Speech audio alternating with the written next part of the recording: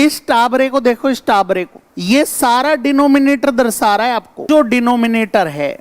और ऑक्सीपुट हमेशा डिनोमिनेटर होता है पर्टिकुलर सिफेलिक प्रेजेंटेशन का, क्योंकि सिफेलिक प्रेजेंटेशन का most common presenting part vertex होता है। तो बताओ वर्टेक्स का डिनोमिनेटर कौन है?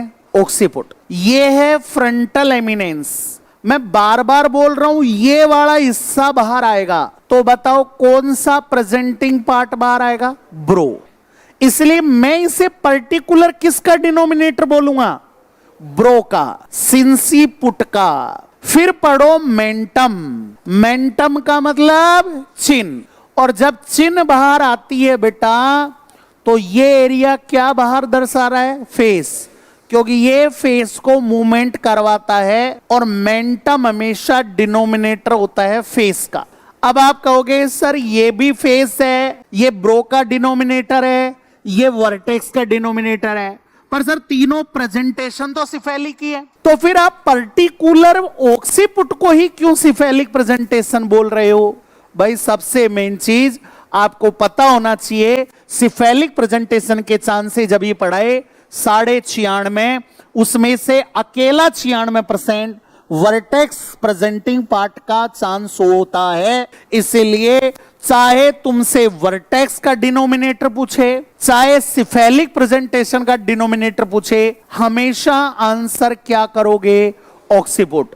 यदि शोल्डर प्रेजेंटेशन का पूछे तो एक्रोमियन प्रोसेस, शोल्डर प्रेजेंटेशन, क्योंकि उसमें जब बाहर आएगा तो सबसे पहले ये वाला हिस्सा बाहर आएगा। एक बचा sacrum, this is the denominator of bridge presentation.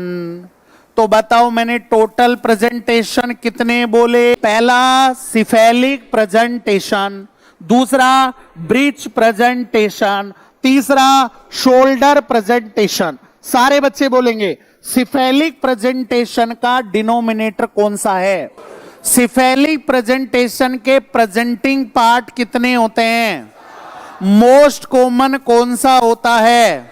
यदि मोस्ट कॉमन वर्टेक्स है तो वर्टेक्स का भी डिनोमिनेटर, तो फिर ब्रो का डिनोमिनेटर, फेस का डिनोमिनेटर, ब्रिज प्रेजेंटेशन का, शोल्डर का। समझ में आ गया? वो डिनोमिनेटर पॉइंट जो उस प्रेजेंटिंग पार्ट को प्रेजेंट करवाने के लिए आवश्यक होता है।